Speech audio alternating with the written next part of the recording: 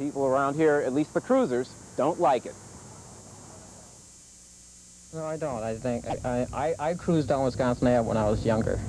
But that was 20 years ago. Now, John Warzella's latest cruise strip, Highway 100, is a dead end for cruisers, at least after 8. That's why John got his cruising in early.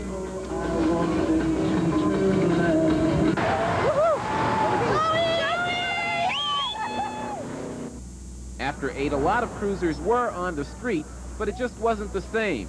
West Allis's ban has them wondering what to do now. No. You also mentioned maybe, since you have 3 different cars, using 3 different cars. Right, I switch cars every night after so many hours. The crackdown isn't in full force just yet. Police... We spoke to some people who run businesses around here, as well as some of the residents as well, and a lot of them like the new ordinance because they feel like the cruisers were a nuisance. Marty, Jerry, back to you.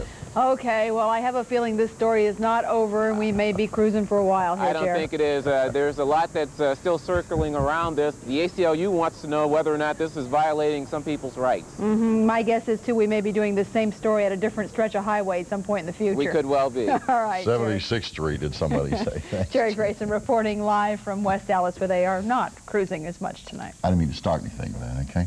Federal marks today revealed how they... From WITI TV6 in Milwaukee, this is the TV6 News at 10. It's been a tradition since the 50s, but tonight is the last Friday cruising will be allowed on Highway 100. West Allis and Greenfield have passed laws aimed at stopping it in its tracks. Good evening. I'm Joyce Garbasiak. I'm Vince Gibbons. Police won't start enforcing the new laws until next week, so many people are cruising the Strip for one last time, and that's where our Charles Benson is watching the wheels pass by tonight. Charles? Vince, I wonder what the Fonz would say if he found out that a town near Milwaukee was banning cruising. You know, the reasons for cruising really haven't changed since those happy days. The people looking at cars, the cruising, the chicks.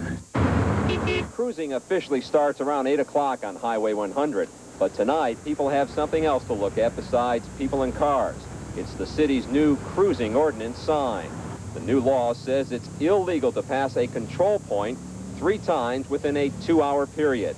West Allis police are patrolling the streets, handing out warnings. I think it's a place where kids come to have fun, and I don't think it's going to last long, the law and everything. You know, that's where kids are supposed to come these days, you know. Ken Joswick is not a regular cruiser, but he's here tonight with his '64 Corvette. What do you think about this change in the law? I think it's kind of silly. The kids got to have something to do, and it's better this than a lot of other things.